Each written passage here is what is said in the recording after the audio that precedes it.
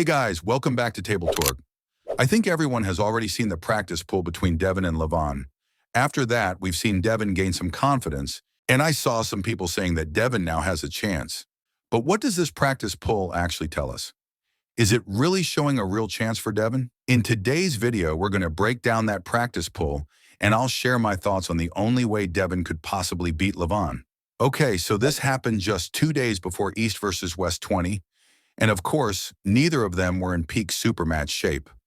Devon has been training and doing some practice pulls here and there, but Levan hasn't given much information about his preparation. He mentioned that he has only just started prepping to peak for the match with Vitaly in February. Now, coming to the practice pull, they didn't arm wrestle on an arm wrestling table. It was just a normal table. And pulling on a table like that can make a huge difference. Devon's intention was clear. He wanted Levan to pull him on a freedom table, and he had a plan, but that plan backfired miserably. Basically, nobody can beat Devon on a freedom table. His king's move becomes almost unstoppable there. The elbow pad is the only thing stopping king's movers from becoming immortal on the table. This time, Levan was the one defending, not Devon. That's the complete opposite of what we've seen in their earlier practice pulls. In the freedom table, if Levan tried something offensive, Devon would just go into that illegal king's move with a lot of elbow movement and probably crack Levan badly, pushing and pulling the match into a very uncomfortable and messy position. But Levan played it smart. He didn't allow Devon to drag him into those king's move traps. Instead of attacking, he actually pulled like Devon, going to that open arm position. Levan is clearly not being serious. He wants people to know he's not serious because he's giving away so many things on purpose. When it comes to hand positions, here you can see Devon loading everything he has: a deep cup, high rise, and a very tight elbow position. Meanwhile, Levan's wrist looks a bit extended, but his pronation is still completely locked in. Before Devon even loads, Levan's hand rise has dropped slightly. He's giving something away. But the moment Devon pulls back, Levan immediately takes that hand height right back. What makes a top roll truly dangerous is the torque generated at the very end of the arm, right at the index knuckle. If you can rotate that index knuckle while your whole body rotates with it, you are a strong posting top roller. And both Devon and Levan are absolute monsters in that. Coming back, we know Levan's offensive high knuckle rotation is insanely strong, too much for literally everyone. But we still don't know how he handles deep defense, especially when his hand is specifically attacked. Honestly, I don't think there's anyone in the world right now who can pull Levan into a defensive position in a supermatch. After that, they pulled one last time. And again, the same thing happened. Devon got a little more purchase there. Levan was trying hard to keep his wrist straight, but Devon was cracking it slightly. Levan still has his rise and pronation very strong. And that is a big problem.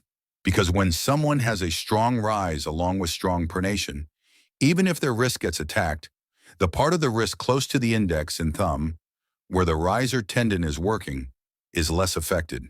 So they can regain the wrist after some time, even if it gets attacked. Imagine two posting top rollers facing each other. If one guy forced to drop his rise completely, then the more he attacks, the more the high knuckle guy starts getting overpronated.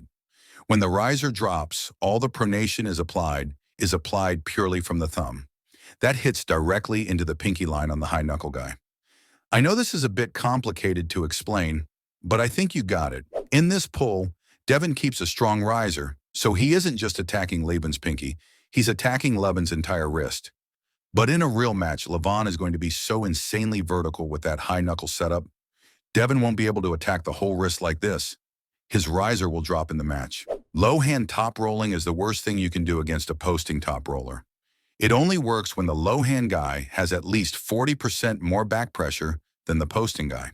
Because low hand with that much back pressure can create a very awkward up pressure drag that forces the other guy's elbow to lift from the pad. And if he refuses to lift, all that torque goes straight into the fingers.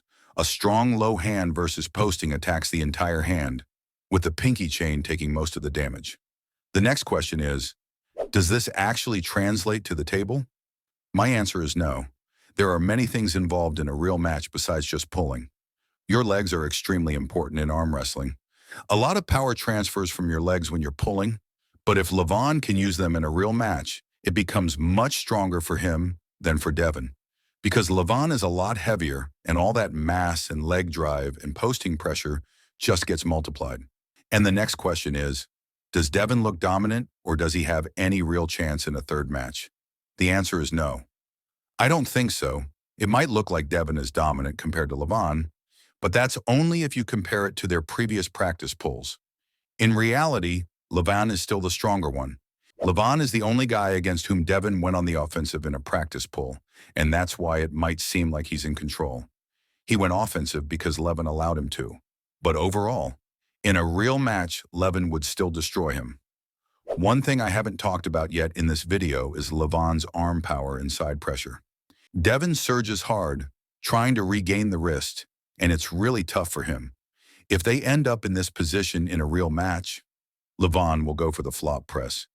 His pronator and riser are strong enough to force Devon down. Levan still has him, guys. But have you ever thought, is there any way for Devon to beat Levan? I believe there are 4 levels of opponents that Devon faces. The first level is the guys he stops easily in the center, much weaker compared to him, like Petrenko, Denis, Irakli, and others. The second level is the people strong enough to prevent a center stop initially, as they have a powerful offensive drive, but they eventually drain, and Devon ends up stopping them in an open arm top roll position. Examples include Dave, Georgi, and Kardashev. The third level is those who are way too strong in pure arm strength, forcing Devon into a full king's move, because even the open arm stop is not possible. In the past, Dave did that, Todd Hutchings did that, Prudnick and John did it in early rounds. But considering Devon's current level, he will stop them all in the center, because Devon has built a much stronger arm over the last 6 years, closing the gap between his hand and arm strength. Before it was around 20% arm and 80% hand. Now it is about 35% arm and 65% hand. And then comes the fourth level, which includes only one man, Levan. His strength is too much even for a king's move.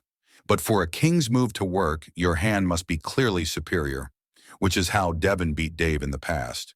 While against Levan, the hand strength is too close, and he never allows Devon to gain any purchase. So for Devon to beat Levan, he needs to bring him down into the third or second level, somewhere in the middle of those two. If Devon can somehow force a king's move stop in the future, Levan may not surge the way Prudnick did. He knows that would favor Devon in the later rounds. Instead, he will secure the stop first and then transition into a press. So the only way is for Devon to close that hand-to-arm gap even more. At least 40% arm to 60% hand, or ideally 45% arm to 55% hand. We have been watching him improve every year, his arm catching up to his hand, and if that continues, there is definitely a real chance. And of course, one more thing, the rise. For Devon, it is never enough. He needs far more, and he knows it. That's all for today. Don't forget to subscribe. See you again.